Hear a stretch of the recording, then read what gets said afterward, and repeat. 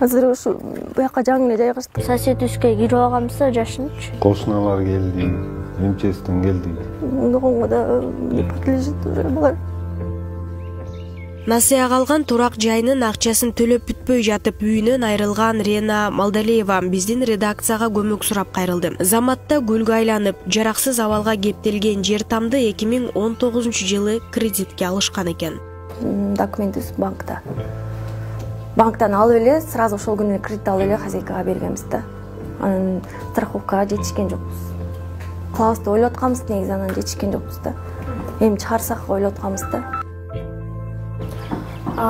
Канчага алдыңыздар эле, анан төлөп бүттүңүздөр беле кредитти? Кредит ошо 170 миңдей калган.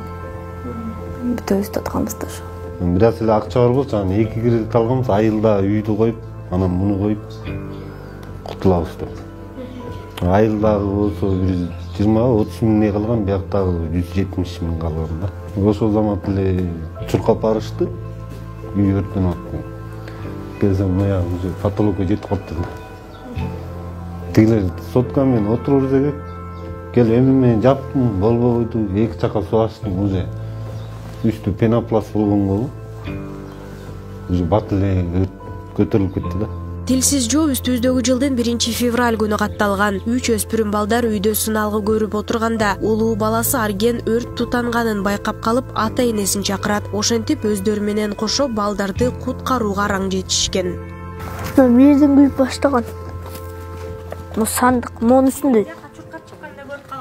Мээрге келгенбиз, анын биякта күйүп аткан маяктар. Анын эшикке сразу тияка баняга чуркап чыктык. Атамдар чыгып өчүрабай койгон. Анын болсо бирастен пожарныйлар келип өчүрүштү. Анын сайга барып дагы суу алып, анын бул четине келип до конца өчүрүп коюшкан. Айтпай келген кырсык күнү жанындагы коңшулары жардамга келген. Алар айрым буюмдарын сактап калууга үлгүрүшкөн. Ошентсе да болгон оокаттарынан айрылган үй бүлө учурда кайдыгер эмес адамдардын жардамына муктаж экенин айтат. Анткени турак жайдын төлөмүнөн сырткары да карыздары бар. Мына швейный машинкам калган ушу. 2 швейный машинкам бар болчу, ошо менен каткылчубуз. Ошо андан тышкары күмүш менен заниматься этем, ал 100 миңдей товарым бар болчу, аны да күйүп кетти. Дөө калды. Ткань алып, мындай ткань алып, эме кылам, заказ тикчим. Алар да бүт күйүп кетти үйдөн. Болгон соогук аттым ушул да азыр.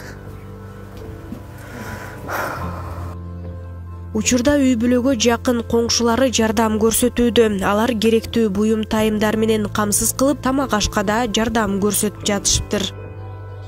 Өрт аябай күч алып кетти да, биз чыгып балдарыбыз менен жүгүрүп келсек, уже бүт оокаттын баары күйүп кеттир. Күйүп атат чыгараңада. Андай эле пожар чакырышты, пожар деле бат эле келди.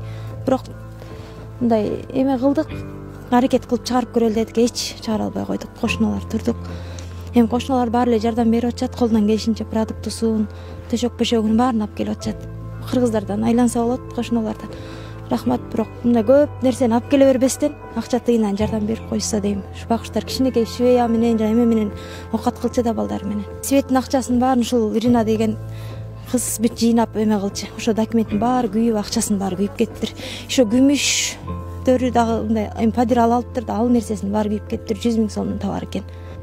Тилсиз жоодон улам турак жайсыз калган үй бүлө учурда жардамга муктаж. Эгер көмөк көрсөтүүнү каалагандар болсо, төмөндө байланыш номерлерге кайрылып, жакшылык арнасаңыз болот.